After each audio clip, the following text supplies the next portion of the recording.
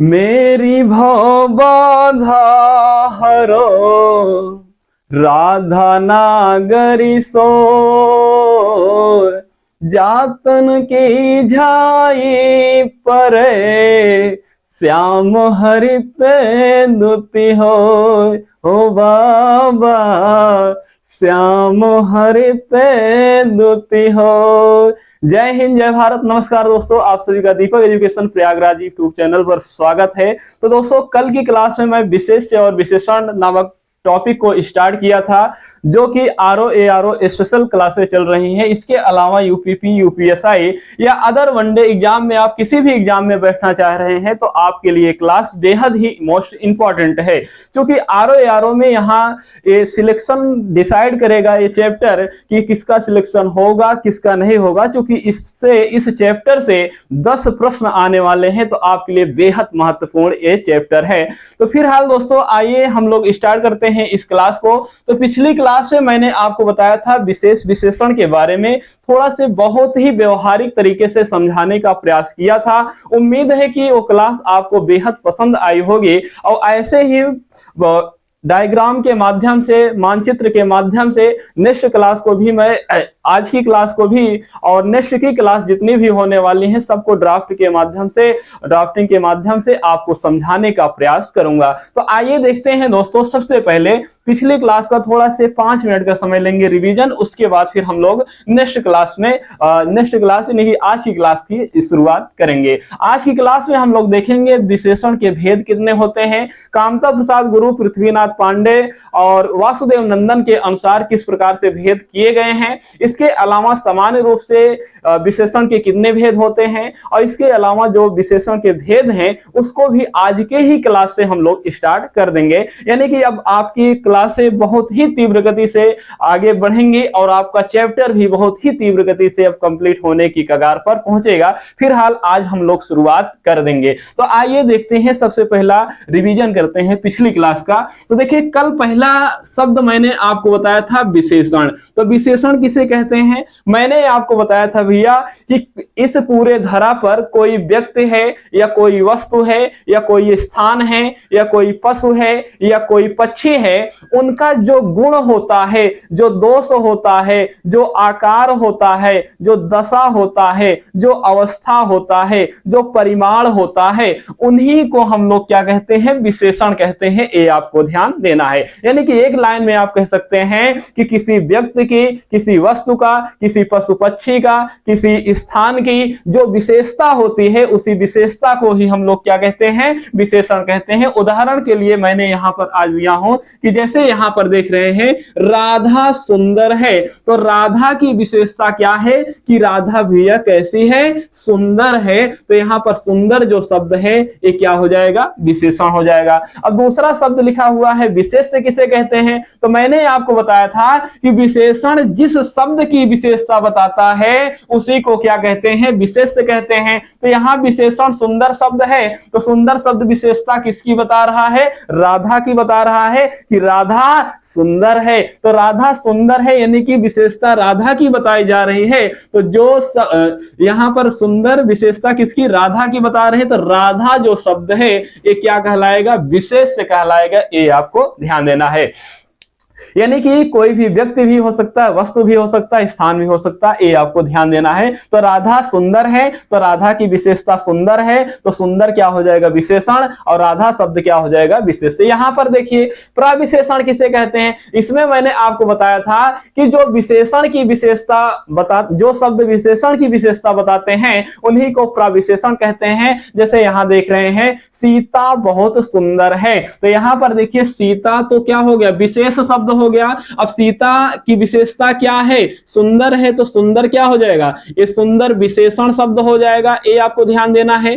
फिर उसके बाद आप देख रहे हैं कि सुंदर में भी कैसी सुंदर है, कम सुंदर है कि अधिक है, तो यहां पर देखिए अधिक यानी कि बहुत सुंदर है, बहुत सुंदर है। तो सुंदर की भी विशेषता क्या है कि बहुत सुंदर है। तो जो ये बहुत शब्द है इसी को हम लोग क्या कहेंगे, प्रविशेषण कहेंगे। ये आपको ध्यान देना है। यानी कि विशेष की जो विशेषता बताता है उसे क्या कहते हैं, विशेषण कहते हैं, और विशेषण की जो विशेषता बताता है उसे प्रविशेषण कहते हैं। फिर चौथा पॉइंट मैंने आपको बताया था उद्देश्य विशेषण या विशेष विशेषण। देखिए उद्देश्य विशेषण या विशेष विशेषण किसे कहते हैं, सबसे पहले आपको विशेष को समझना है और विशेषण को समझना है। इसमें देखिए कहा गया कि काला घोड़ा है, तो इसमें बताइए घोड़ा क्या है, विशेष है। अब घोड़े की विशेषता क्या है कि घोड़ा किस कलर का है, काला कलर का है, तो यानी कि घोड़े की विशेषता क्या होगी, काला हो गया। तो काला यहाँ पर विशेषण है और घोड़ा क्या है, विशेष है। यहाँ पर उद्देश्य विशेष या विशेष विशेषण की परिभाषा यह होती है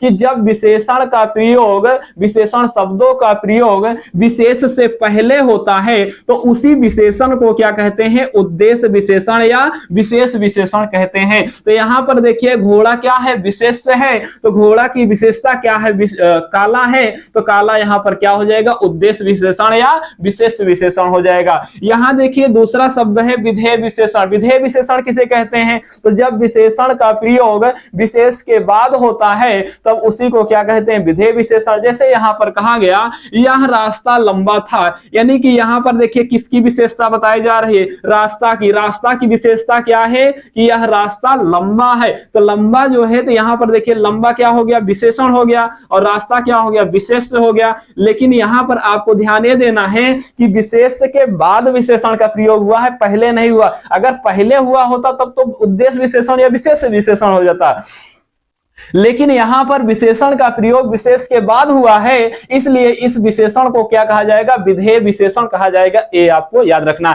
यानी कि कुल मिलाकर कहने का मतलब यह है भैया कि जब विशेषण का प्रयोग विशेष से पहले होगा तो उसे विशेष विशेषण या उद्देश्य विशेषण कहेंगे, और जब विशेषण का प्रयोग विशेष के बाद होगा तो उसे विधेय विशेषण कहेंगे। ये आपको याद रखना है।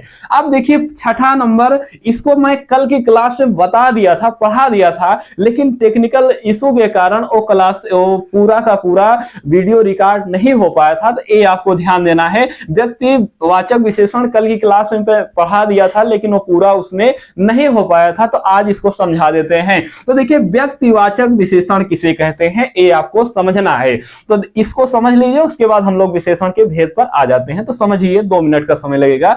व्यक्तिवाचक विशेषण किसे कहते हैं, तो देखिए आप सुने होंगे व्यक्तिवाचक संज्ञा भी होती है, तो हाँ बिल्कुल व्यक्तिवाचक संज्ञा होती है। तो यहां पर आपको समझना है व्यक्तिवाचक विशेषण। तो व्यक्तिवाचक विशेषण किसे कहते हैं, जब कोई संज्ञा अपना रूप बदलकर या परिवर्तित करके दूसरी यानी कि अन्य किसी संज्ञा की विशेषता बताने लगे तो उसी संज्ञा को ही हम लोग क्या कहते हैं, व्यक्तिवाचक विशेषण कहते हैं। ये मैं लिख भी दिया हूं कि जब कोई संज्ञा अपना रूप बदलकर या परिवर्तित कर किसी अन्य संज्ञा की विशेषता बताते हैं तो उसे क्या कहते हैं भैया, तो उसे व्यक्तिवाचक विशेषण कहते हैं। जैसे यहां पर उदाहरण मैंने दिया हो कि इलाहाबादी अमरूद मीठा होता है। सबसे पहले इसमें आपको समझना है कि विशेष क्या है, विशेषण क्या है। तो देखिए अमरूद शब्द आ गया, अमरूद शब्द संज्ञा हुआ, और संज्ञा को ही विशेषण वाले चैप्टर में क्या कहते हैं भैया, विशेष से कहते हैं। ये आपको ध्यान देना है। तो अमरूद की विशेषता क्या है, मीठा है, तो मीठा यहां पर क्या हो जाएगा, विशेषण हो जाएगा। ये आपको ध्यान देना है, मीठा क्या हो जाएगा, विशेषण हो जाएगा। और अगर इस आधार पर देखा जाए कि विशेष विशेषण है कि विधेय विशेषण, तो आप कहेंगे विधेय विशेषण है, तो यहां तक कोई दिक्कत की बात नहीं। अब यहां देखिए, यहां पर एक शब्द है इलाहाबादी। देखिए वैसे तो नाम क्या है, इलाहाबाद है, आज प्रेजेंट टाइम पे प्रयागराज है, लेकिन यहां पर आपको समझना यह है कि ना तो इलाहाबाद लिखा है ना प्रयागराज लिखा है, यहां पर लिखा है इलाहाबादी, यानी कि एक स्थान विशेष हो गया। तो यहां पर देखिए कहा जा रहा है इलाहाबादी अमरूद मीठा होता है, यानी कि एक स्थान विशेष विशेषता बता रहा है कि जो इलाहाबादी वाला अमरूद होता है ना, वास्तव में मीठा होता भी है। आप खाकर चेक करिएगा, वास्तव में जो ये मैं उदाहरण दिया हूं ये बिल्कुल रियल है। आजकल प्रेजेंट टाइम पे अभी इस समय मार्केट में इलाहाबादी अमरूद उपलब्ध है, आप उसे खाकर देखिए, वास्तव में बहुत ही मीठा है। फिलहाल आइए उदाहरण पर देखते हैं। तो यहां देखिए इलाहाबाद से क्या हो गया है, इलाहाबादी। किसकी विशेषता बता रहा है, अमरूद की। तो यहां पर देखिए अमरूद की विशेषताएं बता रहा है, इसलिए इसे हम लोग क्या कहेंगे, व्यक्तिवाचक विशेषण कहेंगे। ये आपको ध्यान देना है, क्या कहना है भैया, व्यक्तिवाचक विशेषण इसको कहना है, ये ध्यान देना है। तो कोई भी विशेष स्थान विशेष से कोई शब्द आ जाए, जैसे कहा जाए बनारसी साड़ी बहुत ही अच्छी होती है, तो बनारसी जो साड़ी है ना, तो वहां पर देखिए बनारस से क्या बना है, बनारसी बना है, तो बनारसी शब्द क्या हो जाएगा, व्यक्तिवाचक विशेषण। जैसे कहा जाए आपसे कि प्रतापगढ़ी आंवला खट्टा होता है, तो प्रतापगढ़ी आंवला, देखिए प्रतापगढ़ शहर का नाम है, प्रतापगढ़ से प्रतापगढ़ी बना है, यानी कि संज्ञा अपना रूप परिवर्तित की है। तो यहां पर आपको ध्यान देना हो, क्या हो जाएगा, प्रतापगढ़ी व्यक्तिवाचक विशेषण हो जाएगा, क्योंकि वो प्रतापगढ़ी आंवले की विशेषता बताने का कार्य कर रहा है और संज्ञा ही है। प्रतापगढ़ी संज्ञा, प्रतापगढ़ संज्ञा है, लेकिन वो अपना रूप बदल दिया है, प्रतापगढ़ से प्रतापगढ़ी हो गया है, इलाहाबाद से इलाहाबादी हो गया है, जैसे लखनऊ से लखनवी हो जाए, और इसके बाद जैसे समुद्र से समुद्री, जैसे कहा जाए समुद्री सांप बड़े ही जहरीले होते हैं, तो जो समुद्री सांप है ना, यहां पर देखिए समुद्र से क्या बन गया, समुद्री, तो ये क्या हो जाएगा, व्यक्तिवाचक विशेषण हो जाएगा। ये आपको ध्यान देना है। जैसे कहा जाए लखनवी आम मीठे होते हैं, तो लखनवी आम जो है ना, वो कैसे होते हैं भैया, मीठे होते हैं। लखनऊ से क्या बना, लखनवी बना। जैसे जम्मू कश्मीर है, तो कहा जाए कश्मीरी सेब बड़े ही अच्छे होते हैं, तो कश्मीरी सेब, यानी कि सेब की विशेषता क्या होगी, कश्मीर। देखिए कश्मीर से क्या बना है, कश्मीरी बना है। तो ये सभी जितने शब्द आएंगे क्या हो जाएंगे, व्यक्तिवाचक विशेषण। तो आपको ध्यान देना है कि जब कोई संज्ञा अपना रूप बदलकर या परिवर्तित कर किसी अन्य संज्ञा की विशेषता बताने का कार्य करता है, तो उसी को व्यक्तिवाचक विशेषण कहते हैं। इसको आप लोग नोट कर लीजिएगा, बहुत ही मोस्ट इंपॉर्टेंट है, सभी किताबों में मिलेगा भी नहीं, ये आपको ध्यान देना है। क्लियर है भैया। अब आइए हम लोग वास्तव में आज की क्लास को स्टार्ट करते हैं, ये आपको ध्यान देना। तो आइए सबसे पहले देखते हैं विशेषण के भेद। तो आप लोग हेडिंग डाल लीजिएगा, विशेषण के भेद। आप लोग हेडिंग डालिएगा भैया, विशेषण के भेद।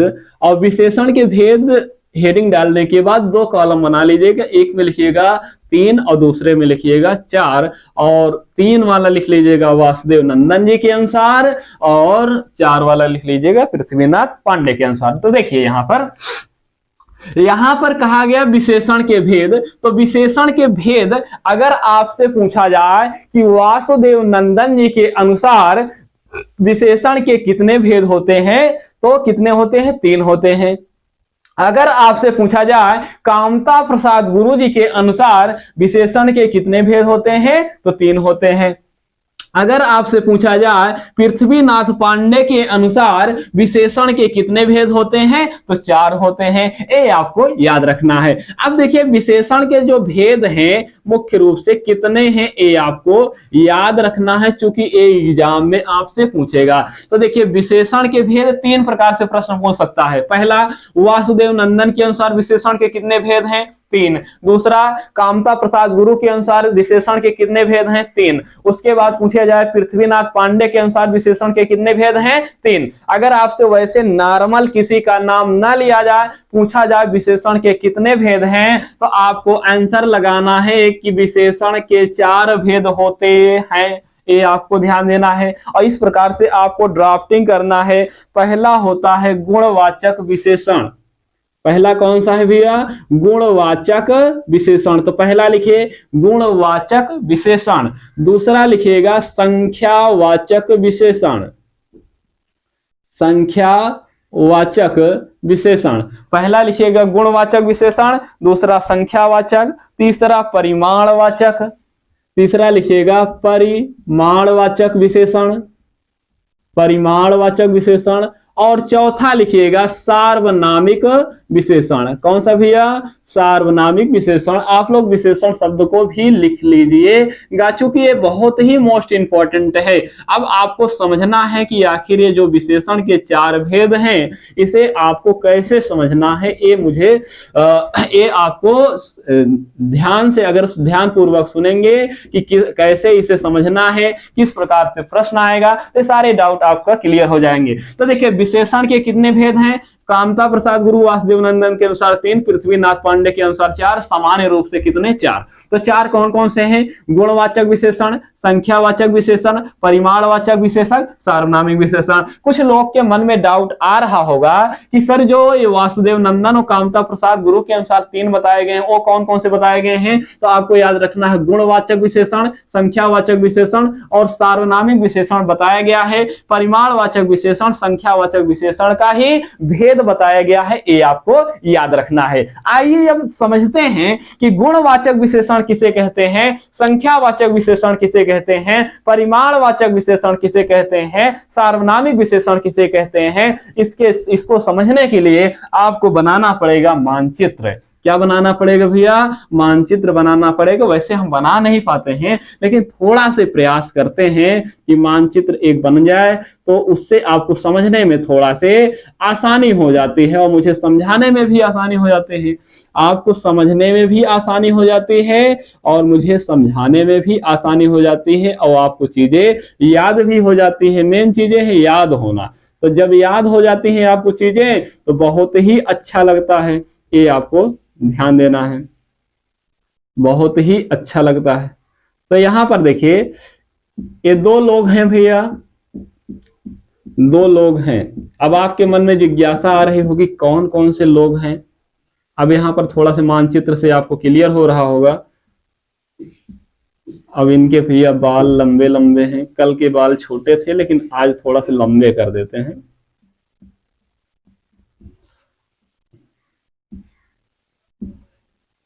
हाँ तो ये मानचित्र बन गया। तो यहां पर देखिए इनका नाम है कालीचरण।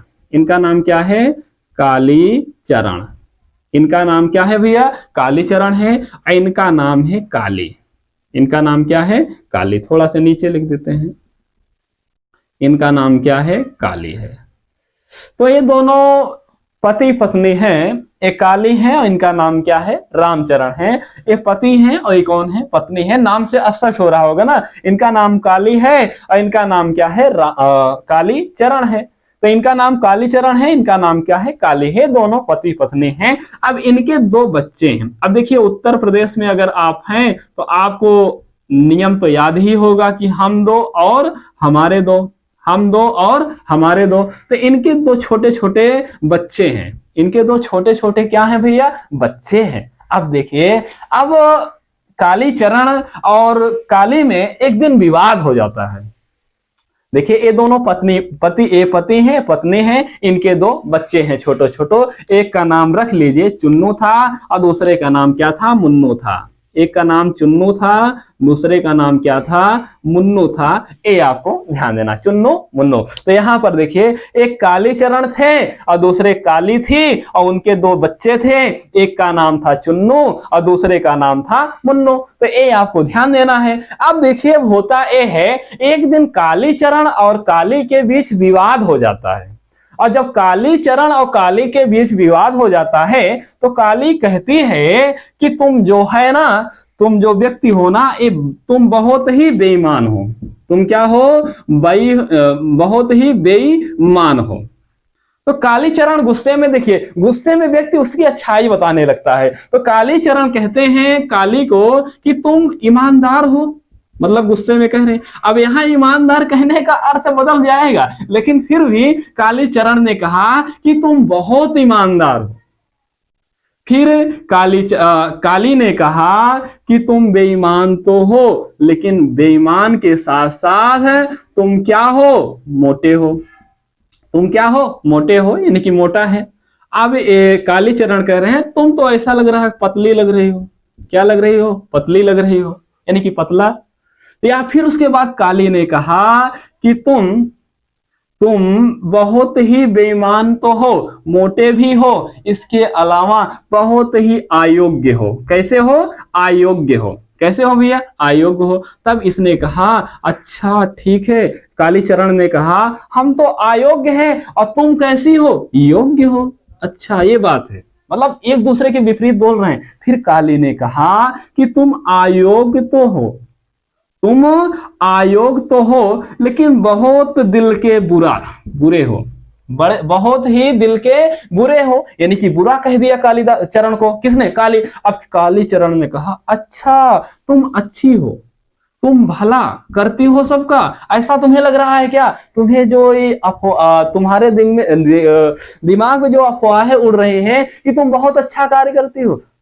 तो इस प्रकार से दोनों में विवाद हो रहा था। अब काली तो कालीचरण को बहुत ही अच्छी अच्छी बातें बोल रही थी कि तुम बेईमान हो, तुम मोटा हो, तो अयोग्य हो और बुरे हो। लेकिन कालीचरण गुस्से में भी बहुत ही अच्छा बोला कि काली तुम बहुत ही ईमानदार हो, काली तुम बहुत ही पतली हो, काली तुम बहुत ही योग्य हो, काली तुम बहुत ही भली हो, तुम सभी की भलाई करती हो, बहुत ही अच्छी हो, बहुत ही सुंदर हो, बहुत ही अच्छी हो। जब इतना कहते हैं तो काली भी थोड़ा से दयावान हो जाते हैं, कहते अच्छा तुम अच्छे हो, तुम कैसे हो? अच्छे हो, यानी कि अच्छा। यहां पर क्या आ गया? अच्छा आ गया। तो इस प्रकार से आप देख रहे हैं यहां पर दोनों का विवाद समाप्त हो जाता है।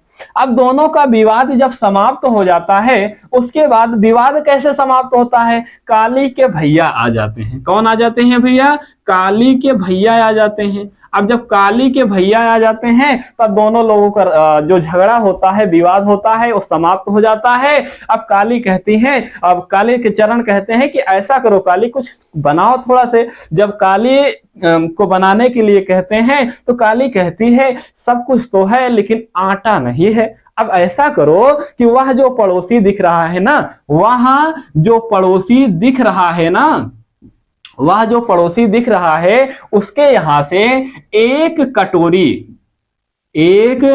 कटोरी आटा लेते आओ। क्या लेते आओ भैया? एक कटोरी आटा लेते आओ, तो बढ़िया से पनीर की सब्जी बना दिया जाए और पूड़ी बना दिया जाए। सब लोग अच्छे से चुन्नो मुन्नो और हम और आप और भैया पांचों लोग आराम से खाना खाएं। तो इस प्रकार से ये घटनाएं घटित होती हैं। उम्मीद करते हैं कि ये कहानी आपको याद रहेगी। अब समझना है ये है कि विशेषण में इसका योगदान कहाँ है। तो देखिए यहां पर आप देख रहे हैं कालीचरण के साइड जो शब्द लिखे गए हैं कि कालीचरण बेईमान है, कालीचरण मोटा है, कालीचरण अयोग्य है, कालीचरण बुरा है, कालीचरण अच्छा मत करिए नहीं तो फिर गड़बड़ हो जाएगा। तो कालीचरण क्या है? बुरा है। ये सभी जो दिख रहे हैं, ये सभी के सभी कालीचरण के क्या दिख रहे हैं भैया? दोष दिख रहे हैं। ये सभी क्या दिख रहे हैं? कालीचरण के दोष दिख रहे हैं। लेकिन यहाँ काली की देखिए, काली कैसी है? ईमानदार है। काली कैसी है? पतली है। काली कैसी है? योग्य है। काली कैसी है? भली है, अच्छी है। और ये सभी क्या हो गए? काली के सभी क्या हो गए? गुण हो गए। ये सभी क्या हो गए? गुण हो गए। क्लियर है ना कि कालीचरण के ये सभी दोष हो गए, जबकि काली की जो ईमानदार है, पतली है, योग्य है, भला है, अच्छी है, ये सभी इसके क्या हो गए? गुण हो गए। तो जो ये इसके गुण दोष हैं, जो गुण दोष होते हैं, इन्हीं गुण दोष को ही क्या कहा जाता है? गुणवाचक विशेषण कहते हैं। क्लियर है कि मतलब कुल मिलाकर कहने का मतलब यह हुआ कि कोई भी व्यक्ति है, कोई वस्तु है, कोई पशु है, कोई पक्षी है, उसका जो गुण दोष होता है, उसी गुण दोष को ही क्या कहते हैं? गुणवाचक विशेषण कहते हैं। क्लियर है? उम्मीद करते हैं कि ये आपको समझ में आ गया होगा कि कोई व्यक्ति है, कोई वस्तु है, कोई पशु है, कोई पक्षी है, कोई स्थान है, तो उसका जो गुण होता है, जो दोष होता है, उसी गुण दोष को ही क्या कहते हैं? गुणवाचक विशेषण कहते हैं। अब दूसरा आता है संख्यावाचक विशेषण। अब आपको ध्यान देना है, यहां पर देखिए कालीचरण एक हो गए, कालीचरण एक हो गए, और काली दो हो गए, और चुन्नू को लेकर 3 हो गए, मुन्नू को लेकर 4 हो गए, और भैया को लेकर 5 हो गए। तो ये जो संख्या आ रही 1 2 3 4 5, जब कहीं पर संख्या का बोध हो, जब कहीं पर संख्या का बोध हो, तो उसी को कहते हैं संख्यावाचक विशेषण। तो यहां पर देखिए 5 लोग हैं, तो संख्या का बोध हो रहा है, तो संख्यावाचक विशेषण हो जाएगा। अब परिमाणवाचक विशेषण किसे कहते हैं? अब ये गए थे कालीचरण पड़ोसी के यहां से एक कटोरी आटा लाने, तो यहां पर देखिए आटा जो है उसको माप तौल कर लाए हैं। तो जो माप तौल वाली चीजें होती हैं, वो सभी के सभी परिमाणवाचक विशेषण होते हैं। फिर उसके बाद पत्नी ने कहा था वाह, नहीं कि उसके यहां से, तो यानी कि वह जो खड़ा है, यानी कि उसके जो वह आया, यह आया, जो आया, सो आया, कोई आया, कुछ आया, कौन, क्या, ये सभी क्या है? सर्वनाम है। जब जहां पर सर्वनाम किसी संज्ञा की विशेषता बताता है तो उसी को क्या कहते हैं? सार्वनामिक विशेषण कहते हैं। उम्मीद करते हैं कि ये आपको समझ में आ गया होगा। तो एक लाइन में आप समझिए, गुणवाचक विशेषण किसे कहते हैं? किसी व्यक्ति, कोई व्यक्ति हो या वस्तु हो या पशु हो या पक्षी हो या स्थान हो, उसका जो गुण होता है, जो दोष होता है, उसी को हम लोग क्या कहते हैं? गुणवाचक विशेषण। दूसरा संख्यावाचक विशेषण क्लियर करिए। यहां पर आपको कितने लोग दिख रहे हैं? 5 लोग दिख रहे हैं। तो जहां पर भी संख्या का बोध हो उसे क्या कहते हैं? संख्यावाचक विशेषण कहते हैं। अब यहाँ पर परिमाणवाचक विशेषण किसे कहते हैं? जैसे यहाँ पर कहा गया 1 कटोरी आटा, तो जहां पर माप तौल का बोध होगा वहां पर परिमाणवाचक विशेषण होगा। फिर उसके बाद जहां पर यह, वह, जो, सो, कोई, कुछ, कौन, क्या, ये सभी सर्वनाम का प्रयोग होगा, वो सार्वनामिक विशेषण होगा। सर्वनाम का प्रयोग हो लेकिन वो किसी न किसी संज्ञा की विशेषता बताता रहेगा, तभी उसे सार्वनामिक विशेषण कहेंगे। इसे जब आगे हम लोग पढ़ेंगे तो और भी बेहतरीन तरीके से समझेंगे। तो उम्मीद करते हैं कि जो ये विशेषण के 4 भेद हैं आपको बहुत ही अच्छे से समझ में आ गया होगा। तो एक बार अपने दिमाग में रिकैप करिए, उसके बाद हम लोग स्टार्ट करते हैं। यानी कि कोई व्यक्ति है या वस्तु है या स्थान है या पशु है या पक्षी है, उसका जो गुण होता है, जो दोष होता है, उसी को क्या कहते हैं? गुणवाचक विशेषण कहते हैं। और जब संख्या का बोध होगा तो उसे संख्यावाचक विशेषण कहेंगे। जब किसी वस्तु के माप तौल का बोध होता है, वस्तु भी कोई भी चीज हो सकता है, जब उसका माप तौल का बोध होगा तो वहां पर परिमाणवाचक विशेषण होगा। जब यह, वह, जो, सो, कोई, कुछ, कौन, क्या, ये सर्वनाम आए और किसी की वो विशेषता बताते रहें तो उन्हीं को सार्वनामिक विशेषण कहते हैं। तो इस सार्वनामिक विशेषण के कितने भेद हैं? 4 हैं। तो सबसे पहले अब हेडिंग डालिए गुणवाचक विशेषण। अब एक एक को करके हम लोग देखते हैं। क्लियर है भैया? आज की क्लास में हम लोग देख लेते हैं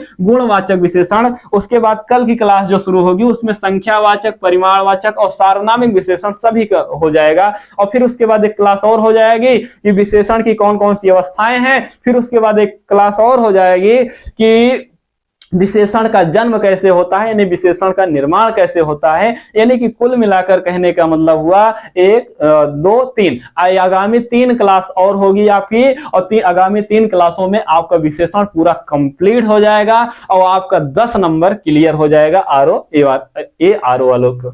और बाकी अन्य जो एग्जाम की तैयारी कर रहे हैं तो कम से कम 1 प्रश्न तो क्लियर ही होगा। तो अब इस हेडिंग डालिए गुणवाचक विशेषण। हेडिंग डालिए भैया गुणवाचक विशेषण। तो इसमें लिखिए, हेडिंग डालिए गुणवाचक विशेषण। अब गुणवाचक विशेषण हेडिंग डालिएगा, इसको मिटा ही देंगे, चलिए रहने दीजिए। गुणवाचक विशेषण, तो यहां पर आपको ध्यान देना है कि जिस शब्द से संज्ञा के गुण दोष, लिख लीजिए, जिस शब्द से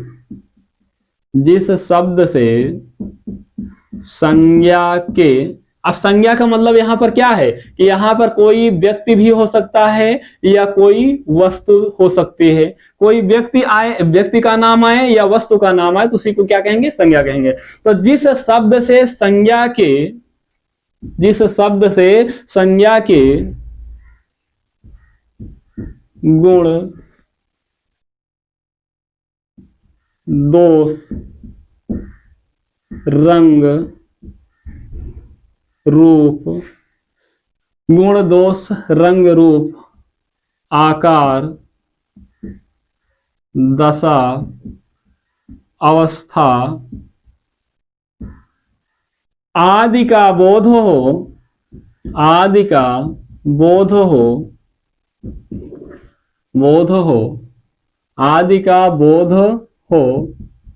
तो उसे गुणवाचक विशेषण कहते हैं। तो उसे गुणवाचक विशेषण कहते हैं। इसके कुछ देखिए, ये गुणवाचक विशेषण, इनमें सबसे अधिक इनकी संख्या है गुणवाचक विशेषण की। कुछ रूप हम लोग देख लेते हैं इनके। कुछ महत्वपूर्ण, इनके कुछ महत्वपूर्ण स्वरूप निम्नलिखित हैं। इसके कुछ महत्वपूर्ण स्वरूप निम्नलिखित है।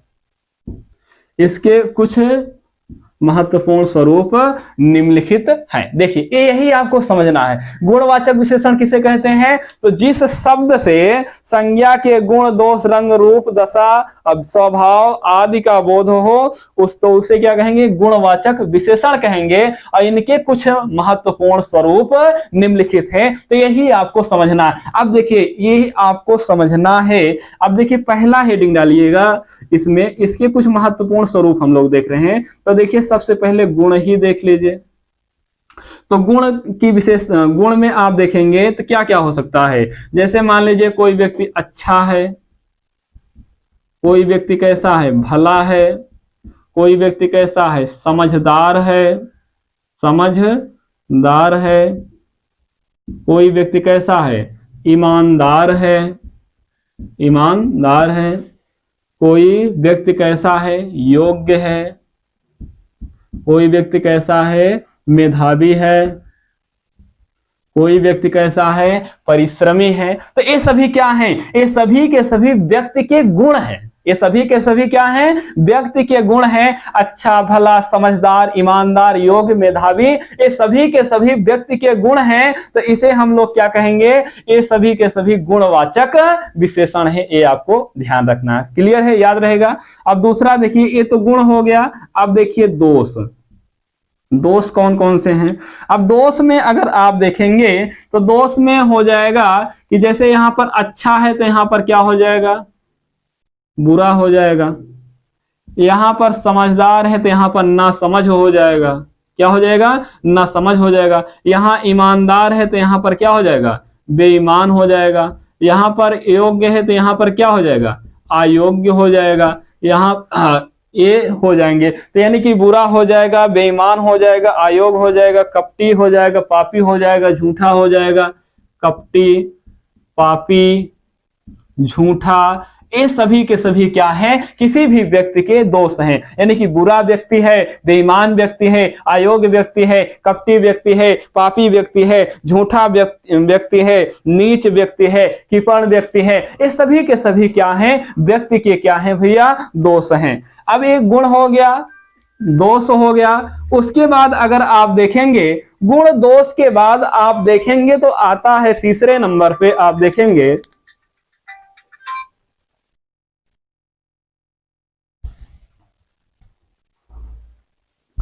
गुण दोष के बाद तीसरे नंबर पे आप देखेंगे तो कौन सा आता है भैया? रंग आता है। रंग अब देख लीजिए थोड़ा से, कौन आता है? रंग आता है।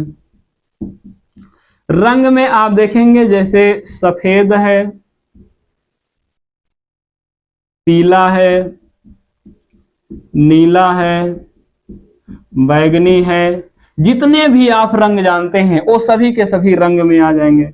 फिर रंग के बाद आप देखेंगे, रंग के बाद रूप आता है। रूप जैसे आप देखेंगे सुंदर। रूप कैसा है? सुंदर है। रूप कैसा है? आकर्षण है। वैसे आकृष्ट शब्द सही होता है शुद्ध रूप से। तो ये आप देखिए, ये सभी के सभी जितने भी शब्द लिख रहे हैं ये सभी के सभी गुणवाचक विशेषण है। ये आपको याद रखना है। क्लियर है भैया? याद रहेगा कि जो ये अच्छा है, भला है, समझदार है, ईमानदार है, योग्य है, मेधावी है, ये सभी व्यक्ति के गुण होते हैं। दोष क्या क्या होता है? बुरा, बेईमान, अयोग्य, कपटी, पापी, झूठा, नीच, कृपण, ये सभी के सभी क्या होते हैं? किसी भी व्यक्ति के 200 होते हैं। और आप जो भी जानते हो सभी इसी में नोट कर लीजिएगा। रंग सफेद, पीला, नीला, बैगनी, हरा, जितने भी आप जानते हैं, गुलाबी वगैरह, सब के सब इसी में आ जाते हैं। क्लियर है ना? तो ये सभी के सभी इसी में आ जाते। रूप में जैसे सुंदर, आकर्षण, जैसे सुंदर, आकर्षण, ये सभी क्या है? रूप हैं। इसके बाद आप देखेंगे नेक्स्ट, अगर देखेंगे इसको अब थोड़ा सा मिटा देते हैं, परिभाषा की कोई काम नहीं है तो इसको डिलीट कर देते हैं, यानी कि हटा देते हैं, मिटा देते हैं। अब देखिए नेक्स्ट, और अगर आप आगे बढ़ेंगे तो आगे नेक्स्ट बढ़ेंगे तो आता है गुण, दोष, रंग, रूप के बाद आप देखेंगे आकार आता है। क्या आता है भैया? आकार आता है। आकार आप देखिए, जैसे मान लीजिए चौकोर है, चौकोर है, त्रिकोण है, गोल है, ये सभी के सभी क्या हैं? आकार हैं। तो आकार जो मैथ वाले जो चीजें हैं वो सभी के सभी इसी में आ जाएंगे। लंबा, चौड़ा, तिरछा, समान, छोटा, बड़ा, सब यहीं पे आ जाएंगे। लंबा, तिरछा, छोटा, बड़ा आदि, यानी कि आप जितने भी आकार जानते हैं वो सभी के सभी इसी में आ जाएंगे। ये आपको याद रखना है। ये क्या हो गए भैया? आकार हो गए। आकार के बाद आप देखेंगे नेक्स्ट आता है दिशा। क्या आता है? दिशा आता है। तो दिशा सबको पता है। दिशा में आप देखेंगे जैसे पूर्वी है, पश्चिमी है, उत्तरी है, और कौन है? दक्षिणी है। तो ये सभी के सभी किस में आ जाएंगे? दिशा में आ जाएंगे। ये आपको ध्यान देना है। अब दिशा के बाद नेक्स्ट अगर आप देखेंगे तो दिशा के बाद आ जाता है दशा। दिशा के बाद क्या आ जाता है भैया? दशा आ जाता है। ये आपको ध्यान देना है। दशा में आप देखेंगे जैसे अमीर है, गरीब है। दशा में आप देखेंगे जैसे अमीर है, गरीब है, रोगी है। रोगी भी तो एक दशा है ना, कोई बीमार पड़ गया है, स्वास्थ्य है, तो ये भी दशा में आ जाएगा। ये भी दशा में आ जाएगा। ये आपको ध्यान देना है। इसके बाद जैसे मोटा, पतला, ये भी इसी में आ जाएगा। कौन सा भैया? जैसे कोई मोटा है, कोई पतला है, तो ये भी दशा में आ जाएगा। तो रंग, गुण, दोष, रंग, रूप, दशा, रंग, रूप, आकार, दिशा, दशा। उसके बाद आप देखेंगे कौन आता है? अवस्था आता है। कौन आता है भैया? अवस्था आता है। तो अवस्था में आप देखेंगे तो जैसे मान लीजिए कोई ठोस वस्तु हो गई, कोई गैस वस्तु हो गई, ठोस, द्रव, द्रव हो गया, ठोस हो गया, द्रव हो गया, गैस हो गया, ये सभी के सभी किस में आ जाते हैं? अवस्था में आ जाते हैं। इसके अलावा जैसे बालक है, किशोर है, प्रौढ़ है, वृद्ध है। इसके अलावा जैसे बालक है, किशोर है, प्रौढ़ है, प्रौढ़ है, वृद्ध है, ये सभी भी आ जाएंगे किसमें? तो अवस्था में आ जाएंगे। ये आपको ध्यान देना है। लेकिन आपको ध्यान ये देना है कि जैसे यहाँ पर लिखा गया है अमीर, गरीब, तो यहाँ पर देखिए अमीर और गरीब ये जाति, अगर अकेले आएंगे तो जातिवाचक संज्ञा। जैसे कहा जाए कोई आदमी, तब तो क्या हो जाएगा? विशेषण हो जाएगा। कोई जैसे कहा जाए कोई आदमी अमीर, यह आदमी अमीर है, तो आदमी अमीर है, तो यहाँ पर क्या हो जाएगा? विशेषण हो जाएगा। जैसे कहा जाए आदमी गरीब है, व्यक्ति गरीब है, तब तो एक विशेषण हो जाएगा। लेकिन वैसे केवल अमीर गरीब आ जाएगा तो जातिवाचक संज्ञा हो जाती है। जैसे बालक, किशोर, प्रौढ़, वृद्ध है, ये विशेषण भी होते हैं और जातिवाचक संज्ञा भी होते हैं। अगर किसी ये आप देखेंगे किसी की अवस्था बताई जाएगी तब तो विशेषण का काम करेंगे, नहीं तो जातिवाचक संज्ञा का। लेकिन यहाँ पर आपको विशेषण ही याद रखना है, यहाँ कंफ्यूज नहीं होना। क्लियर है ना? ये सभी के सभी क्या है? विशेषण शब्द हैं। ये आपको ध्यान देना है। काल देख लीजिए, जैसे काल देख लीजिए, काल यानी कि समय। काल देख लीजिए यानी कि समय। काल, समय में जैसे मान लीजिए कहा जाए प्राचीन, प्राचीन, वर्तमान, सनातन, सनातन, तो ये सभी क्या है? समय। ये सभी के सभी किसका बोध करा रहे हैं? समय का बोध करा रहे हैं। अर्वाचीन, आधुनिक, ताजा, अगला, पिछला, ये सभी क्या है? समय है। अगला, पिछला, अगला, पिछला, ये सभी के सभी क्या है भैया, समय है। तो काल और समय हो गया। काल समय के बाद अगर आप देखेंगे एक आता है स्वाद। क्या आता है, स्वाद आता है, बहुत ही मोस्ट इंपॉर्टेंट है स्वाद। स्वाद में आप देखेंगे जैसे स्वाद कैसा है, मीठा है। जैसे स्वाद आप देखेंगे कैसा है, कड़वा है। जैसे स्वाद आप देखेंगे कैसा है, खट्टा है। जैसे स्वाद आप देखेंगे कैसा है, नमकीन है। तो नमकीन है, मीठा है, कड़वा है, खट्टा है, नमकीन है, ये सभी के सभी किस में आ जाएंगे, स्वाद में आ जाएंगे। अब देखिए कुछ क्षेत्रीय स्थान भी होता है। क्या होता है, एक लास्ट लिख लीजिएगा, स्थान। स्थान की अगर बात की जाए, लास्ट कौन सा लिख लेंगे, स्थान लिख लीजिएगा। स्थान की अगर बात की जाए तो जैसे आप देखेंगे भीतर है, बाहर है, अंदर है, ऊपर है। भीतर, बाहर, अंदर, ऊपर, नीचे। अंदर, बाहर, ऊपर, नीचे। और फिर उसके बाद कहा जाए इलाहाबाद, इलाहाबादी, इलाहाबादी। फिर उसके बाद कहा जाए अमेरिकी, कहा जाए भारतीय। क्या कहा जाए भैया, भारतीय कहा जाए। क्या कहा जाए, भारतीय कहा जाए। तो भीतर, बाहर, अंदर, ऊपर, दाया, बाया, देसी, पंजाबी, बनारसी। आप लोग नोट करके लिख लीजिएगा, बहुत सारे उदाहरण हैं। भीतर, बाहर, अंदर, ऊपर, दाया, बाया, देसी, पंजाबी, बनारसी, गुजराती, राजस्थानी, भारतीय, अमेरिकी, इलाहाबादी, ये सभी के सभी क्या हैं, इसके उदाहरण हैं। ये आपको ध्यान देना। अब देखिए आपको समझना ये है भैया कि एक सा प्रत्यय होता है। एक क्या होता है, अच्छा प्रत्यय पे जाने से पहले इसको स्पष्ट पहले कर दें, उसके बाद जाते हैं। देखिए विशेषण के भेद आपसे पूछा जाए तो वासुदेव नंदन, कामता प्रसाद गुरु के अनुसार 3, पृथ्वीनाथ पांडे के अनुसार 4, सामान्य रूप से 4। कौन कौन से, गुणवाचक विशेषण, संख्यावाचक विशेषण, परिमाणवाचक विशेषण और सार्वनामिक विशेषण। तो यहाँ हम लोग पहला देख रहे हैं कौन सा विशेषण, गुणवाचक विशेषण देख रहे हैं। तो गुणवाचक विशेषण किसे किसे कह सकते हैं, जैसे मान लीजिए कहीं पर स्थान का बोध हो रहा है तो उसे भी हम लोग क्या कहेंगे, गुणवाचक विशेषण। जैसे भीतर, बाहर, अंदर, ऊपर, इलाहाबादी, अमेरिकी, भारतीय, जापानी, ये सभी स्थान का बोध करा रहे हैं, गुणवाचक विशेषण। जैसे आकार का बोध कराया जाए, चौकोर, त्रिकोण, गोल, लंबा, तिरछा, छोटा, बड़ा, ये सभी आकार का बोध करा रहे हैं तो गुणवाचक में आ जाएंगे। दिशा की अगर बात की जाए तो जैसे पूर्वी, पश्चिमी, उत्तरी, दक्षिणी, ये भी दिशा का बोध करा रहे हैं तो ये दिशा गुणवाचक विशेषण हो जाएगा। जैसे दशा है, अमीर, गरीब, रोगी, मोटा, पतला, ये दशा है तो ये दशा गुणवाचक विशेषण हो जाएगा। अवस्था है, ठोस, गैस, द्रव, बालक, किशोर, प्रौढ़, वृद्ध, ये अवस्था गुणवाचक विशेषण हो जाएगा।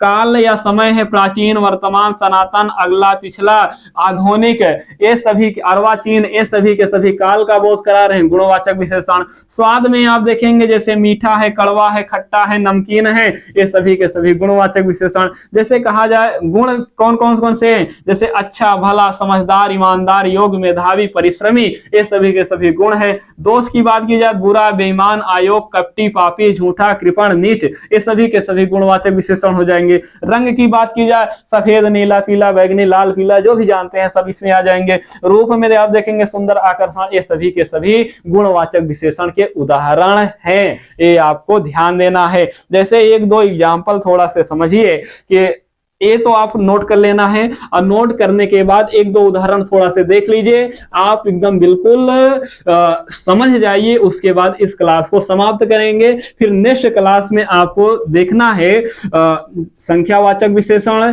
परिमाणवाचक विशेषण, सार्वनामिक विशेषण, तीनों विशेषण को हम लोग एक क्लास में निपटा देंगे। देखिए सबसे पहले आपको समझना यह है कि गुणवाचक विशेषण में क्या होता है कि जैसे मान लीजिए कोई शब्द है और उस शब्द में अगर सा प्रत्यय जोड़ दिया जाए, क्या जोड़ दिया जाए, सा अगर प्रत्यय जोड़ दिया जाए तो उसका वो गलत यानी कि गुणहीन के भाव में उत्तर हो जाएगा। जैसे कहा जाए छोटा सा, क्या कहा गया, यहां पर छोटा है उसके बाद इसमें जोड़ दिया गया सा। जैसे कहा जाए बड़ा सा, जैसे कहा जाए पतला सा, पतला सा। तो इस प्रकार से छोटा सा, बड़ा सा, पतला सा, मोटा सा, छोटी सी, इस प्रकार से अगर कोई शब्द आए तो यहां पर देखिए सा जुड़ने से क्या हो जाता है कि वो गुणहीन हो जाता है। ये आपको ध्यान देखना है। अब देखिए 2-3 एग्जांपल हम दे रहे हैं, उसको आपको बताना है कमेंट बॉक्स में कि इसमें कौन सा विशेषण शब्द है।